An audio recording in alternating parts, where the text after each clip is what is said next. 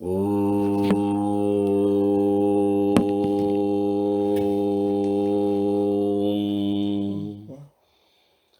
ओम।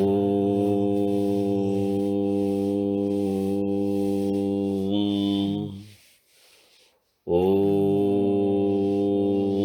सहनाववतु सहनौ भुनक्तु सह वीर्यं करवावहै तेजस्विनावधीतमस्तु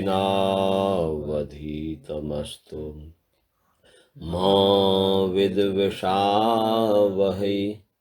ओम शांति शांति शांति। सभी को सादर नमस्ते। आइए, आपका जो है विमान बृहद विमान शास्त्र के वस्त्राधिकरण में स्वागत है।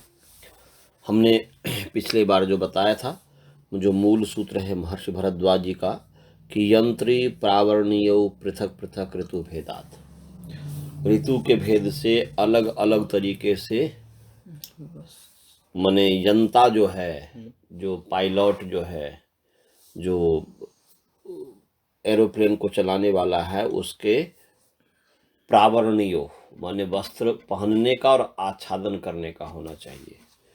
और इसमें हमने आपको बताया था कि ये जो है वस्त्रों के जो संस्कार, उसके वर्ण, उसके गुण इत्यादि, यदि व्यक्ति जानता है और उसके अनुसार वह वस्त्र को बनाता है और पहनता है तो उसे लाभ होता है। अलग अलग ऋतु में अलग अलग तरीके का वस्त्र पहनना चाहिए। क्यों पहनना चाहिए? क्योंकि ये जो 6 प्रकार के ऋतु हैं, ये आदित्य के मुख से उत्पन्न होते हैं, क्योंकि सूर्य की अनंत किरणें हैं, सूर्य में किरणें अनंत हैं और उनकी शक्तियां अनंत हैं। तो उसी माने क्या बोलते हैं, इसीलिए जो है आदित्य के मुख से वसंत इत्यादि ऋतु होते हैं। और वो 2 प्रकार के मतलब जो है कि शक्तियां हैं, जो ऋतु की जो शक्तियां हैं वो 2 प्रकार के हैं। कौन कौन से हैं? 2 विभाग हैं, एक है विष और दूसरा है अमृत। तो यहाँ तक हमने बता दिया था। अब उसके आगे चलते हैं। उसके आगे कह रहे हैं, छेदनी रक्त पामेधस शिराहारादयः क्रमात् पंचविंशति संख्या का ऋतूनाम विशशक्तयः। बोल रहे हैं कि विष की जो शक्तियां हैं, पॉइजन की जो शक्तियां हैं, वह पॉइजन की जो शक्तियां हैं वो पंचविंशति अर्थात 25 शक्तियां हैं, 25। विष की कितनी?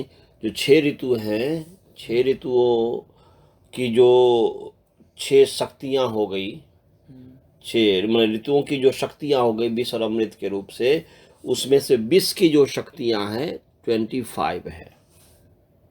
समझ गए जी? कितने शक्तियां हैं? 25। तो जैसे कि उदाहरण के लिए दिया है इसमें छेदनी शक्ति। क्या है जी? छेदनी शक्ति माने छेदनी माने अंग को छेद कर देने वाली। छेद माने भेद, जैसे हम किसी चीज को घोंपते हैं, ऐसे ही इस वातावरण में सूर्य के किरण से जो भी शक्तियां निकल रही है, वो एक शक्तियां है जो अंग को छेद कर देती है। क्या कर देती है जी? छेद कर देती है। तो छेदनी शक्ति है। सीधे भीतर में एकदम, जैसे कि आग होता है ना जी, और आग एक लोहे उतना पावरफुल होता है कि लोहे को छेद कर देता है। वहां पर डालोगे तो क्या हो जाएगा? उसको छेद कर देगा, होल कर देगा। ऐसे ही एक प्रकार की शक्तियां होती है जिसको कहते हैं छेदनी, कि अंगों में होल पैदा कर देता है। छेदनी शक्ति हो गया। ऐसे ही दूसरी शक्ति है रक्तपा शक्ति। क्या जी? रक्तपा शक्ति। रक्तपा शक्ति अर्थात रक्तों को पीने वाली शक्ति। वो रक्तों को पी लेती है, सुखा देती है। तो सूर्य के किरण में एक शक्ति है जो रक्तों को पीती है। समझ गया जी? ऐसे ही जो है और भी है, जैसे बताया है कि मेद शिराहारादय, मने मेद मने मेद मने चर्बी। मेध का मतलब यहाँ पर है मेध, ध, उस मेध का मतलब है मेद, चर्बी माने फैट, जिसको मेद कहते हैं। और ऐसे ही शिरा, शिरा को आहार माने मेद को आहार करने वाली, चर्बी को खा लेने वाली शक्ति। और ऐसे ही शिरा, शिरा माने वेंस है। क्या जी, शिरा किसको कहते हैं जी? वेंस।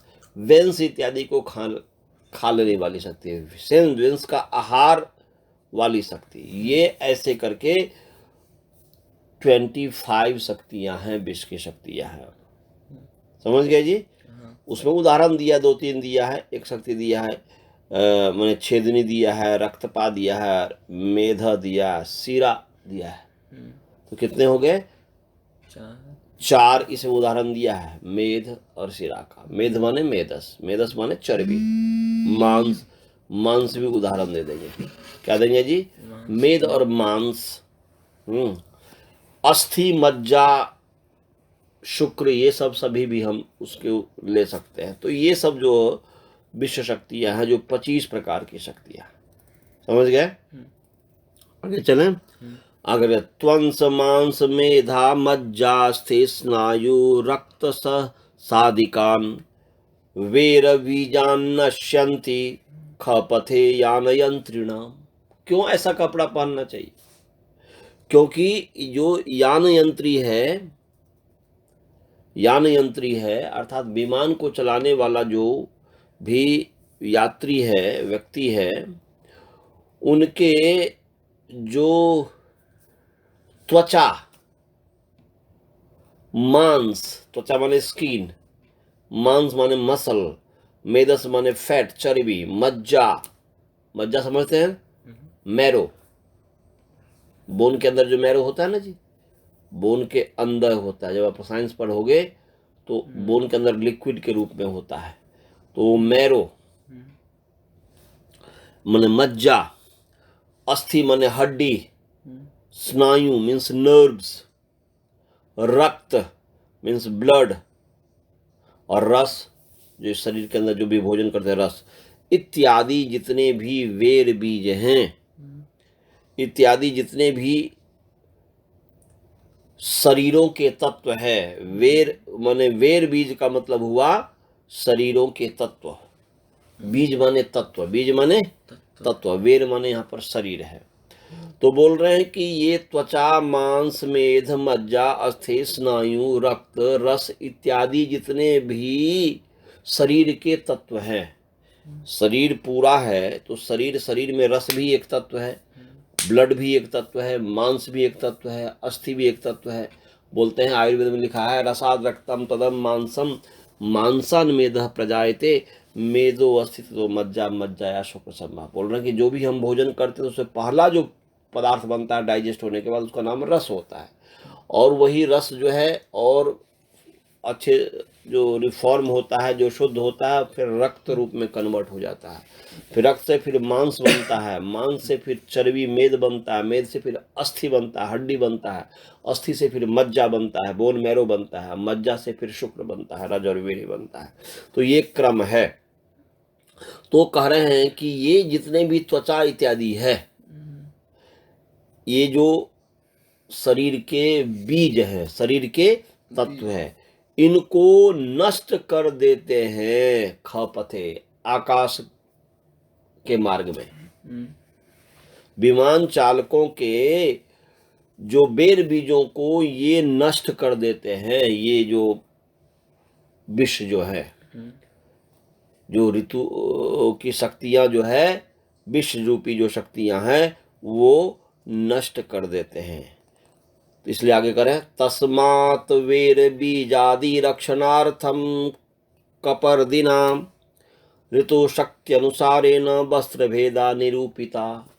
इसीलिए, तस्मात् माने देयरफॉर, इसीलिए बेर बीजादि रक्षणार्थम, शक्ति के जो तत्व है, रस रक्त मांस में अस्थि मज्जा जो स्वर, ये सब जो सप्त धातु जो है, इनकी रक्षा के लिए, इनकी रक्षा के लिए कपर्दी ने, कपर्दी नाम का कोई व्यक्ति है जो कपड़ा बुनने वाला, हाँ, वो कपर्दी विद्वान जो है, उनके द्वारा ऋतु के शक्ति के अनुसार वस्त्र के भेद बताए गए हैं। उनके अनुसार, ऋतु के अनुसार कपर्दी ने, किसने? कपर्दी नाम के जो व्यक्ति है, उन्होंने ये वस्त्रों के भेद बताए कि वस्त्र अलग अलग होना चाहिए। अब बोलते हैं उक्तम ही पट्ट संस्कार रत्ना करे। जैसे पट्ट संस्कार रत्नाकर ग्रंथ है, एक पुस्तक का नाम है जो कपर्दी ही लिखा होगा। तो बोल रहे हैं कि पट्ट संस्कार, पट्ट माने कपड़ा, पट्ट माने कपड़ा, तो पट्ट संस्कार माने कपड़ों के संस्कार करने वाला जो ग्रंथ है, रत्नाकर जो ग्रंथ है, पट्ट के संस्कार रूपी रत्न जो है, उसका जो आकर है, समुद्र है, उस नाम अपना दिया हुआ है। उस ग्रंथ में कहा है, क्या कहा है? पट्टकार पास शैवाल लोमाभ्रकत्वगादिकान सप्तविंशति संस्कार शुद्धान अभ्रकवारिण। बोलते शुद्ध जो अभ्रक है, शुद्ध जो अभ्रक है, उसके पानी से, उस पानी में अभ्रक मिला करके उसको जो किया जाता है, तो शुद्ध अभ्रक के पानी से। बोल रहे हैं कि क्या क्या देखो, पट्ट, पट्ट कहते हैं रेशमी वस्त्र को। पट्ट का मतलब क्या है जी? रेशमी, रेशम समझते हो ना?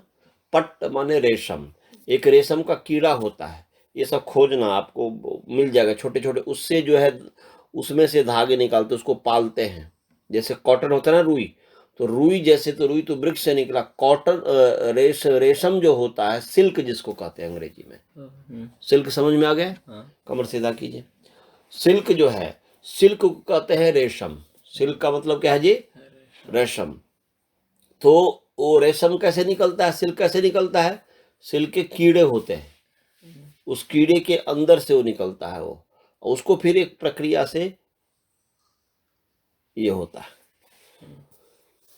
धागा बनाया जाता है। तो बोलते हैं पट्ट, पट्ट माने रेशम। और कारपास, कारपास कहते हैं कॉटन को, रुई को। और आगे कह रहे हैं शैवाल, शैवाल, शैवाल समझते हो आप? पानी में कभी जैसे समुद्र में या कोई भी पानी में आप जब भीतर जाओगे तो हरे हरे काई दिखता है, जो कि किसी चीज में लगा हुआ रहता है, नीचे में जमा हुआ रहता है, समुद्र इत्यादि, उसको कहते हैं शैवाल।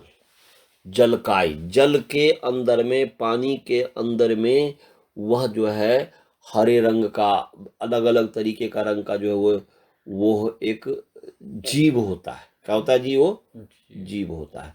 माने ये वृक्ष इत्यादि जैसे होता है, तो घास इत्यादि होता है, वो शैवाल, वो काई काई रहता है, हरा हरा दिखेगा। कभी जो है वो, जैसे कि आपने देखा है अपना गांव में कि तो जब पानी जिस पर चढ़ाते हैं उसको साफ नहीं करे तो उसके ऊपर काई जम जाता है पानी के कारण, हरे हरे, फिर फिसल जाता है, चोट लग सकता है। वही जब अधिक बढ़ जाता है, वो जब पानी के अंदर होता है, उसको शैवाल कहते हैं। आप देख लेना, खोज लेना, शैवाल काय। तो वो उससे भी वस्त्र बनाए जाते हैं। हाँ, तो बोलते हैं शैवाल। उसके पश्चात आगे है लोम, लोम माने केस। जैसे कि अलग अलग अलग तरीके के केस होते हैं, जैसे भेड़ के होते हैं, घोड़े के होते हैं, भैंस के होते हैं, अलग अलग तरीके के केस होते हैं, उससे भी वस्त्र बनाए जाते हैं। समझ गया जी? तो ये कर रहे हैं लोम। और आगे कर रहे हैं अभ्रक त्वक, अभ्रक की जो त्वचा है, अभ्रक का जो परत है, अभ्रक का जो परत है, अभ्रक देख लेना इसमें का अभ्रक क्या जी? अभ्रक भस्य होता है एक, तो अभ्रक। तो बोल रहे हैं कि माने पट्ट माने रेशम, कारपास, रुई, शैवाल माने जलकाई, जल का जो काई है, और लोम हो गया केस, और अभ्रक के जो त्वचा इत्यादि जो है बहुत एक उदाहरण दिया, और भी सब बहुत सारे होंगे। तो उनको जो है, उनको क्या करना है, अभ्रक के पानी से, सबसे पहले क्या करना है, कैसे बनाना है, बोलते अभ्रक के पानी से। सप्तविंशति संस्कार शुद्धान, बोल रहे हैं कि ये पहले तो सप्तविंशति संस्कार शुद्धान, सप्तविंशति मैंने 27 बार, सप्तविंशति का मतलब क्या है जी, 27 बार संस्कार करके शुद्ध करना है, उसको बार बार साफ करना है, शुद्ध करना, 27 टाइम्स। तो बोल रहे हैं कि इन सभी जो भी बताया गया, कॉटन इत्यादि, सिल्क इत्यादि, इनको 27 सप्तविंशति संस्कार शुद्धान माने 27 बार, 27 बार जो है माने संस्कार उसको करना है, शुद्ध करना, संस्कार माने शुद्ध। तो बोलते हैं कि संस्कार शुद्धान, संस्कारित करके शुद्ध करो, उसको साफ इत्यादि करके शुद्ध करो, और उस शुद्ध किए हुए को अभ्रक की वारी से, उस शुद्ध किए हुए को जो है क्या करना है कि अभ्रक का जो पानी है, उस अभ्रक के पानी से आगे करें, छाल इत्वाथ तान सर्वाणि यंत्रे संधाय शास्त्रतः गाल्वोक्त विधानेन तंतुन सम्यक प्रकल्पयेत। अब बता रहे हैं कि उसको छाल कर, उसके पानी से, अभ्रक के पानी से साफ करना, अभ्रक के पानी डाल करके उससे फिर छानना है, ये कर प्रक्षालित करना, उसको साफ करना है। पहले तो वैसे ही अच्छी तरीके से शुद्ध करें, 27 टाइम शुद्ध करें, उसमें से जो भी गंदगी होगी, उसमें छोटे छोटे जो होगा सब होगा, शुद्ध करने का मशीन, आजकल तो शुद्ध करने का मशीन है, उस सबको अलग अलग कर देता है। जब भी आप ये करोगे तो जैसे कॉटन है, तो कॉटन को कैसे करेगा, बीज को अलग कर देगा, उसको रुई को अलग कर देगा, फिर रुई में से भी और भी अच्छे से तरीके से करते हैं, तो वो एकदम शुद्ध हो जाता है। उसके भी अलग अलग तरीके होते हैं, साफ साफ। तो अच्छी तरह कहने का अभिप्राय कि अच्छी तरीके से उसको संस्कारित करके, शुद्ध संस्कार करते हुए जो शुद्ध करके, उसको अच्छी तरीके से शुद्ध करके फिर अभ्रक के पानी में उसको धोना है। क्या कर रहे हैं जी, पानी में जो रॉ मटेरियल है उसको पानी में धोना है उसको।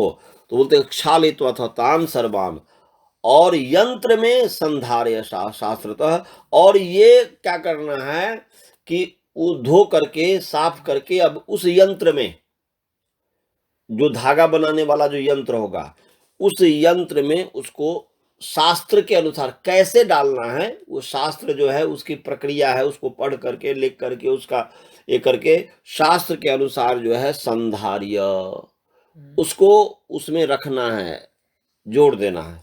समझ गए जी। और फिर गालवोक्त विधान है ना, गालब नाम के जो विद्वान हुए हैं, उस गालब में कहे हुए जो गालब के द्वारा कहे हुए जो विधान है, गालवोक्त जो विधान है, या गालब नाम का कोई भी पुस्तक होगा, गालब व्यक्ति होगा शायद, गालब के द्वारा, गालब की जो विधि है, गालब के द्वारा कही हुई जो विधि है, उस विधि के अनुसार थ्रेड को अच्छी तरीके से बनाना चाहिए। ये कहना चाह रहे हैं किस तरीके से बनाना चाहिए। समझ में आया जी। और आगे क्या कर रहा है देखो, अब क्या कर रहा है आगे, फिर बोल रहे हैं केतकी वट तालार्क नारिकेल शनादय तत्तच्छुद्धि प्रकारेण शोध इत्वाष्टवारतः। बोलते केतकी, केतकी एक फूल है, पुष्प है, समझ गए जी। केतकी, ऐसे ही केतकी, उसको केवड़ा भी कह देते हैं, बांस केवड़ा भी कह देते हैं, केतकी है। ऐसे ही बट वृक्ष है, क्या जी, बट वृक्ष, केतकी के भी वृक्ष हो गए, पौधा होता है केतकी का जो होता है, केतकी। और ऐसे ही बांस, खोज लेना कि इसमें क्या है, ये केवड़ा उसको कहते हैं हिंदी में। ऐसे बट वृक्ष है, ऐसे ही ताल है, ऐसे ही क्या है जी, ताल है, ताल का भी पेड़ होता है, ऐसे ही ताल। और आगे करें अर्क, तालार्क माने बट वृक्ष, ताल। ऐसे ही आक के पौधे हैं, आक, क्या है जी? आँख, अर्क, ये हो सकता है। अर्क माने आँख हो सकता, ताल अर्क। फिर नारिकेल, नारियल, कोकोनट हो गया। और ऐसे सन, सन होता है, हम लोग बचपन में देखे, एक सन, एक बीज होता है, उसको करते हैं तो क्या होता है, वो बड़े बड़े पतले पतले जो है कि ये होते हैं, गांव में होते थे, बचपन में हमने देखा हुआ है। उसको फिर उसमें से जो सन होता है उसका तो एक अलग ही लाभ होता है, परंतु उसको पानी में भिगो करके उसमें से फिर जो है कि वो मारते हैं तो उसमें से वो निकलता है, धागा की तरह वो जो है छिलका निकलता है, छाल निकलता है, तो उसी वो छाल है। तो बोलते सन इत्यादि जो है, तो सन इत्यादि, हाँ, उनके उन सन इत्यादि तत्त शुद्धि प्रकार है, उसका कैसे कैसे शोधन करना है, उसके शुद्धि के जो प्रकार, अर्थात क्या बोल रहे हैं कि केतकी का जो हो गया, क्या है जी? केतकी का जो छाल हो गया, केतकी का जो छाल हो गया, ये सब छाल की बात कर रहे हैं। माने केतकी, बट, ताल, नारियल, सन इत्यादि, उसको जो है उसको क्या करना है, ये जितने भी कहा है इन सब को 8 बार, उसका जो शुद्धि का प्रकार है, शोधन करने का प्रकार है, उसको 8 बार शोधन करना है, शुद्धि के प्रकार से 8 बार शुद्ध करके, और एकोनविंशति संस्कार है संस्कृति, और 19 बार उसको संस्कृत करना है, वो भी शुद्धि है। पहले 8 बार जो शोधन करेंगे, फिर जो है 19 बार उसको संस्कार से शुद्ध करेंगे, उसको संस्कार कुछ उसमें डाल करके उसको शुद्ध किया जाता है।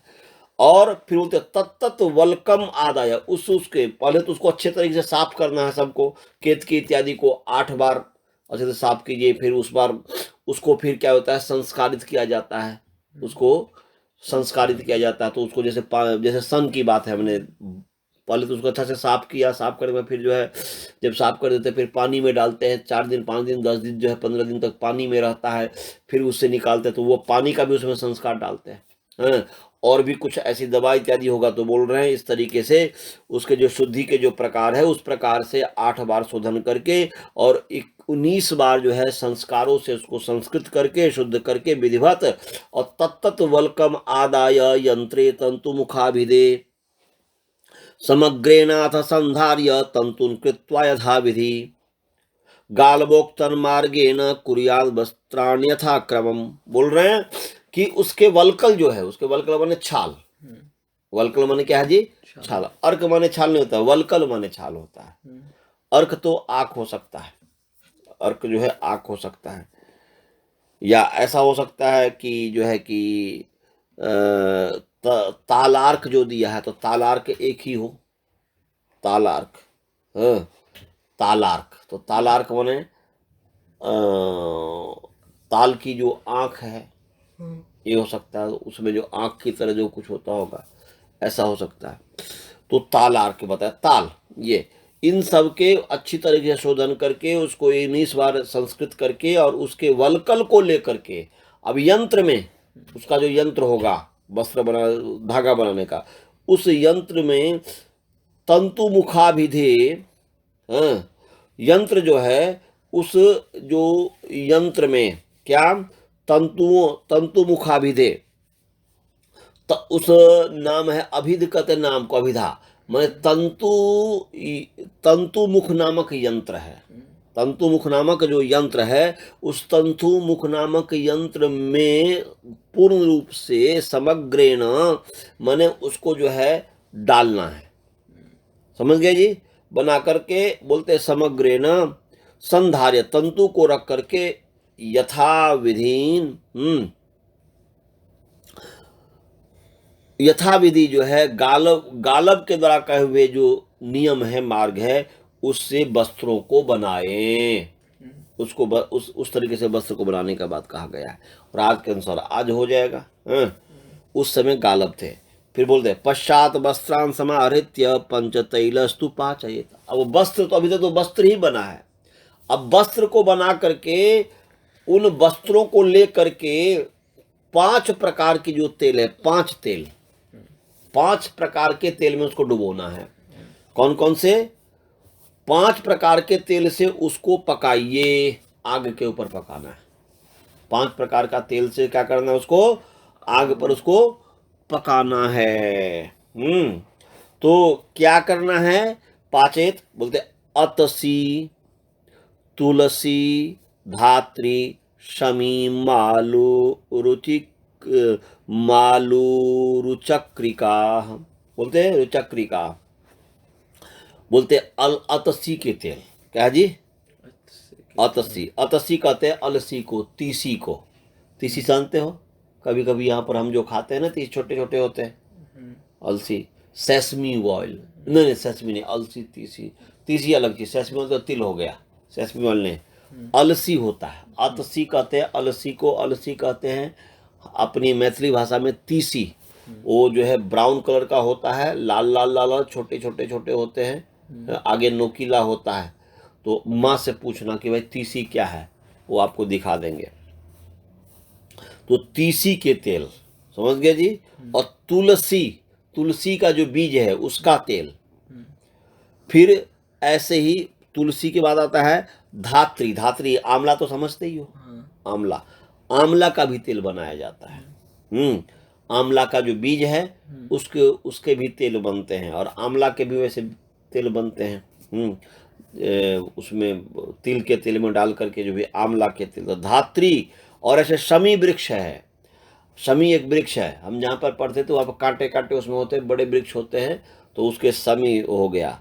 और ऐसे ही मालुका माने काली तुलसी। मालुका कहते हैं काली तुलसी को। तो काली तुलसी, तुलसी के भी अनेक प्रकार हैं, तो बोलते हैं मालुका। और रुचिका, रुचि माने रुचक्रिका। रुचक्रिका, रुचक्रिका माने रुचक्रिका मतलब सरसों, मस्टर्ड। इनके तेल जो हैं, इनके तेल में पकाना होता है।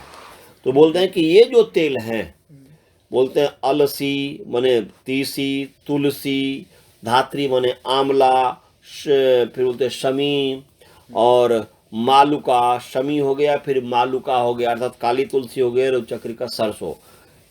एतदोष भी बोलते हैं एतद औषधि बीजानां तैला सप्ताहमातपे प्रत्यहम पंचधाम तत्वा शुष्कम कृत्वा ततः परम।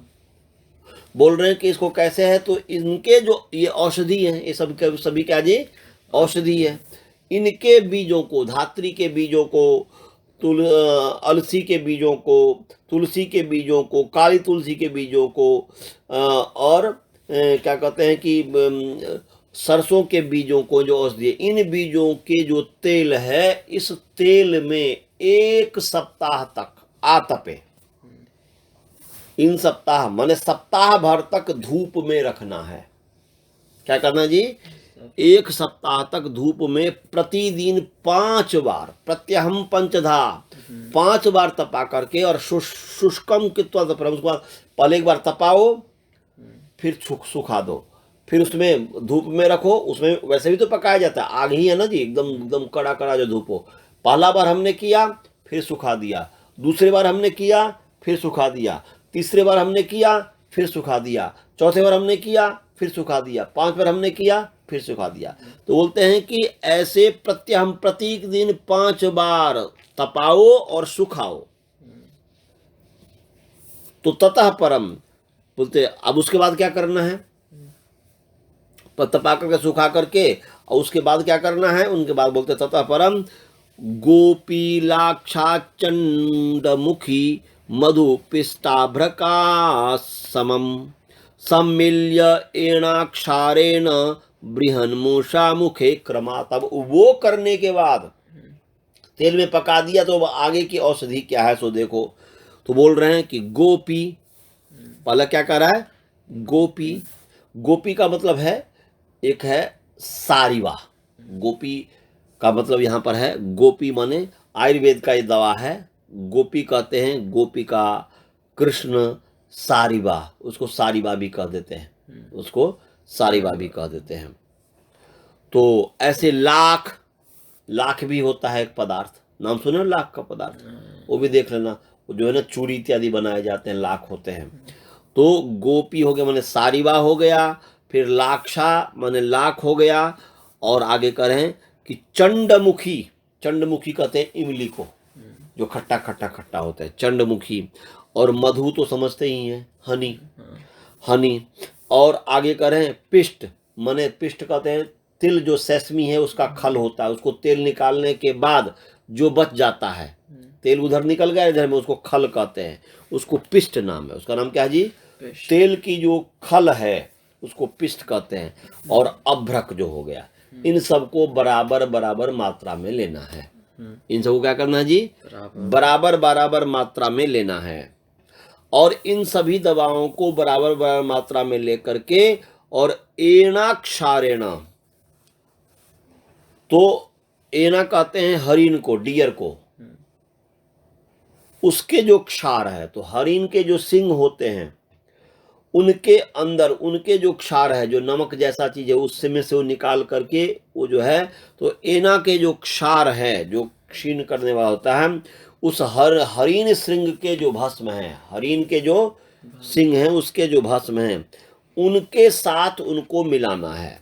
बोलते सम्मिल्य एन क्षारेण, मिला करके, और बृहन मुषा मुखे क्रमात्, और एक बड़ी एक बोतल है, बड़ा सा बोतल होगा, बड़ा सा जो है पात्र होगा, उसके मुख में उसको ये कर रहे हैं। तो बोलते हैं बृहन मुखे क्रमात्, उसमें संपूर्य, उसको क्या करना है?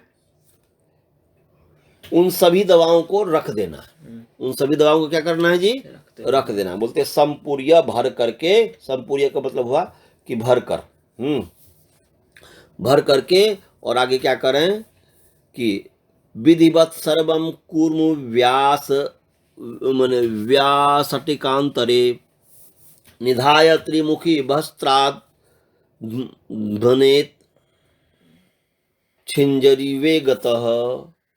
ये कह रहे हैं कि अब वो करके उन दवा को लिया, संभाग लिया, और उसे हरिण का जो श्रृंग के जो भस्म है, उसके जो क्षार है, उसके साथ मिला करके एक बोतल में भर दिया, और बोतल में भर करके एक जो है कुंड है, बड़ा सा कुंड है, उसका कूर्म व्यास टिका, कूर्म व्यास टिका माने कूर्म व्यास टिका, माने कूर्म कहते हैं कछुए, कछुए के आकार वाले जो एक कुंड है, बोलते कूर्म व्यास टिकांतरे।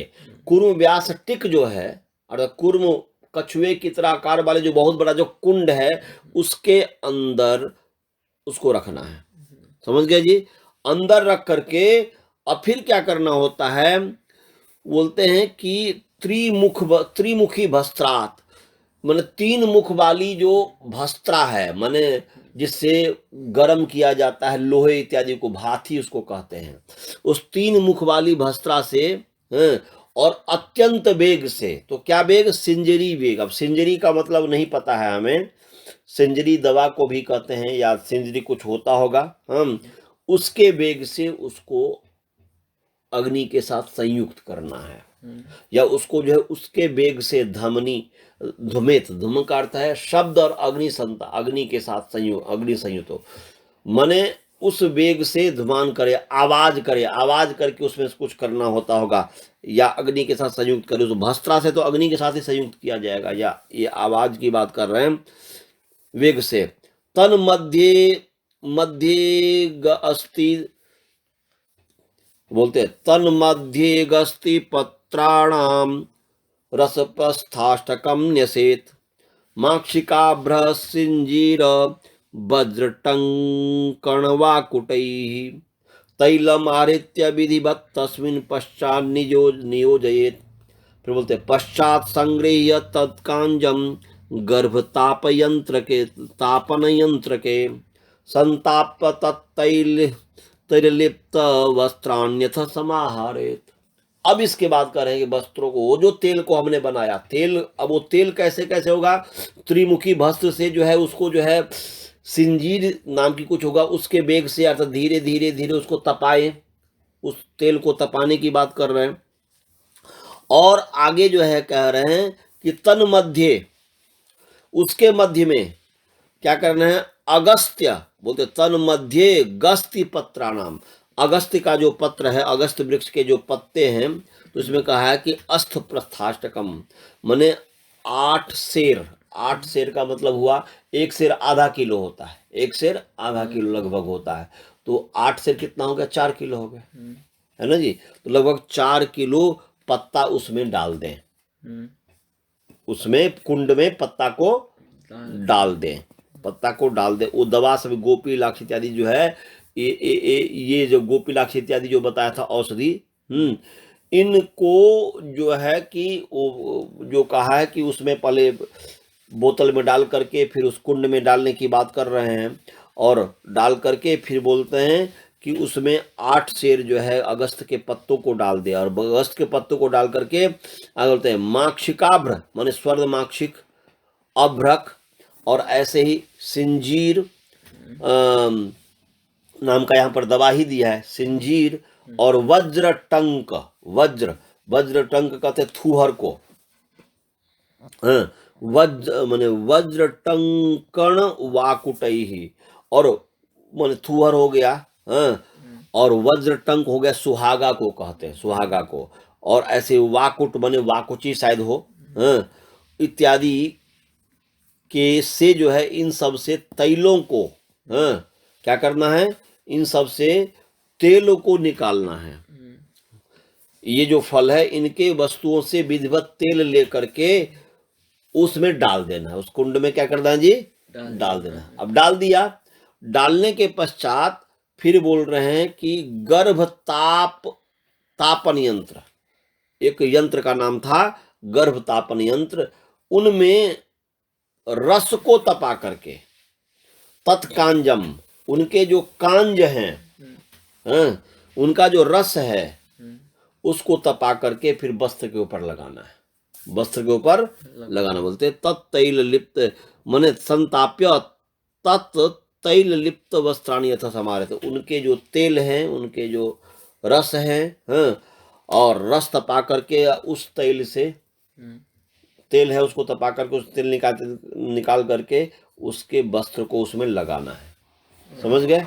और वस्त्र को लगा करके क्या करें, अंतिम में पाठ है, बोलते अग्नि मित्रोक्त विधि नाम पट जात्यनुसारतः ऋतु धर्मानुसारेण कवचादि कान प्रकल्पयेत। अब आगे बोल रहे हैं कि अग्निमित्र नाम की जो पुस्तक है उसमें कही हुई, या अग्निमित्र नाम का जो व्यक्ति होगा उसके द्वारा कहा हुआ जो विधि है, उस विधि से पट का जैसी जाति है, जिस तरीके का जाति है, वो रेशमी जाति का है या कॉटन का है या और भी जितने भी बताया, रेशम, जलकाई, माने लोम, अभ्रक, जिस जाति का है उस जाति के पट जाति के अनुसार से ऋतु का जो धर्म है, किस ऋतु में कौन से वस्त्र को पहनना चाहिए, वो सब उसमें ये करके, या फिर जो है उस जाति के अनुसार धर्मानुसार फिर क्या करें कि कवच आदिन प्रकल्पयेत, कवच इत्यादि को, कवच कहते हैं जैसे शरीर में प्रोटेक्ट करने वाला सील होता है ना जी, उसको बनाने की बात कर रहे हैं कि उसको बनाए। और तत्कालोचित न वस्त्र कवचादीन वस्त्र कवचादीन यथाक्रमम यान यंत्रे त्वाधिकार वरिष्ठेभ्यो मनोहरान दत्वा स्वस्तनम कृत्वा रक्षाकरण पूर्वकम पश्चात संप्रेषयेद यान यंत्र कर्माणि हर्षतः सर्वदोष विनाशस्यात् तत्पट्टैर्बलवर्धनम मेधो वृद्धि धातुर्वृद्धि रंग पुष्टिरजाड्यता। ये पूरा हमने श्लोक पढ़ दिया। यहाँ पर एक करें कि वो कवच इत्यादि को बनाने की बात कर रहे हैं, फिर बोलते तत्त कालोचितिना, और उस काल के योग्य वस्त्र जो है, अर्थात किस काल में क्या वस्त्र पहनना है, तो तत्त काल, उन काल में उचित वस्त्र और कवच इत्यादि जो हैं, जो भी प्रोटेक्टर हैं, उनको यथाक्रमम क्रमानुसार फिर बोल रहे हैं कि यान यंत्रित्वाधिकार वरिष्ठेभ्यो, ये जो यान यंत्रित्व जो अधिकारी है, विमान को चलाने वाला जो अधिकारी जो है, वरिष्ठ जो है विमान चालक है, उनके लिए मनोहरान, ये जितने भी सुंदर हैं इनको दे करके, इनको दे दीजिए वस्त्र बना करके। अस्वस्थनम कृत्वा, और स्वस्ति वाचन, ओम स्वस्ति न इंद्रो वृद्धस्रवा स्वस्ति न पूषा विश्ववेदा स्वस्ति न सार्क्ष्योरेशनेमि स्वस्ति नो बृहस्पति धातु ओम अग्नि मीले पुरोहित। स्वस्ति जो वचन है अर्थात मंगल गान, स्वस्ति का मतलब क्या हो जाएगी जी, मंगल गान, क्योंकि वो उस पर जाएगा परमात्मा से प्रार्थना करना है कि कोई भी दिक्कत ना हो, कोई भी परेशानी ना हो, क्योंकि सबके साथ परमात्मा पहले जमाने में जुड़ा हुआ था। तो वो बोल रहे हैं कि स्वस्थयन करके और रक्षाकरण पूर्वकम, और फिर बोलते हैं स्वस्थयन करके और रक्षा के जो साधन है, रक्षा के जो भी साधन है उन सब को उसमें डाल करके यान में, और फिर बोलते हैं पश्चात बाद में जो है यान यंत्र कर्माणी, यान यंत्र अर्थात यान चलाने के जो कर्म है आनंद के साथ हर्षतः माने खुशी से, माने हर्ष से जो है विमान चलाने के कार्य में उसको प्रेरणा दे, प्रेरित करके जाइए अब आप जो है एरोप्लेन चलाइए। इन सब कुछ पहले ही यान में क्या बोल रहे हैं कि माने इन वस्त्रों को तो देना ही है, और क्या क्या और रक्षा के साधन हो सकते हैं वो सब दे करके उसमें सब कुछ व्यवस्थित करके फिर वो बोले कि चलाने के लिए जाएं। बिना रक्षा के साधन को दिए, चाहे वो वस्त्र इत्यादि हो, चाहे वो और भी जो रक्षा के साधन हो, वो सब दे करके ही हमें भेजना चाहिए। समझ गए? तो इससे क्या होगा, तो तत्पट्टैर, वो जो वस्त्र पहनेंगे इस वस्त्र से सर्व दोष विनाशा, सभी प्रकार के दोष खत्म हो जाते हैं। और क्या होते हैं, बल बढ़ता है। इससे क्या बढ़ता है जी, बल बढ़ता है, बल बढ़ना चाहिए, पट्टे बल बढ़ना, मेधा बुद्धि बढ़ती है, वृद्धि मेधो वृद्धि माने मेधा की वृद्धि होती है, धातु की वृद्धि होती है, अंग पुष्ट होता है, और अजाड्यता, उसमें से जड़ता समाप्त होती है, अर्थात उसके अंदर लेजीनेस समाप्त हो जाता है, उसके अंदर स्फूर्ति इत्यादि हो जाता है। ये सब जो है वस्त्रों के पहनने से और कवच इत्यादि के पहनने से ये शरीर में कोई लेजीनेस इत्यादि नहीं होता, शरीर में शक्ति होती है। इसीलिए ऋतु के अनुसार हमें वस्तुओं को बना करके उसमें अलग अलग तरीके का जो भी तेल इत्यादि पहले जमाने में ये किया जाता था। आज क्या क्या केमिकल डालते हैं, आज के आधार पर ये करना पड़ेगा। भविष्य में यदि आपको पढ़ना हो इसको भी, तो क्योंकि ये भी तो उसका अंग का, विमान का ही तो भाग है ना भाई, कैसा वस्त्र पहने और उस वस्त्र को बनाने का कैसी प्रक्रिया है, वो क्या क्या उसमें केमिकल डालते हैं, किस तरीके का है। समझ गया जी? तो ये आज आपको हमने वस्त्राधिकरण जो प्रकरण है वो आपको हमने बता दिया। कल अब यह है कि आहार प्रकरण बताया जाएगा। कल क्या बताया जाएगा जी? आहार अधिकरण जो है, आहार का अधिकरण है, भोजन का जो अधिकरण है वो बताया जाएगा। समझ गए जी? ये मंत्र पाठ। ओम पूर्णमदः पूर्णमिदं पूर्णात् पूर्णमुदच्यते पूर्णस्य पूर्णमादाय पूर्णमेवावशिष्यते। ओम।